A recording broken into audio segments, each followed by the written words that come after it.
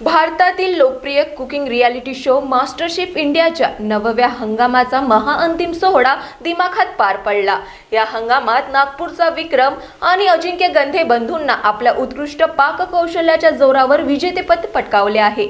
नमस्कार, आपण बघत आहात महान्यूज 7 करिता मी नंदिनी बर्वे। अंतिम फेरीतील कडव्या स्पर्धेनंतर गंधे बंधूंना मानाची ट्रॉफी, मास्टरशेफ ॲप्रन आणि 25 लाख रुपयांचं बक्षीस प्रदान करण्यात आले आहे।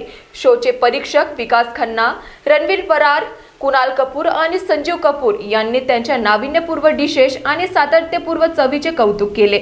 या हंगामात पहिल्यांदा स्पर्धकांना जोडीने सहभागी होण्याची संधी देण्यात आली होती।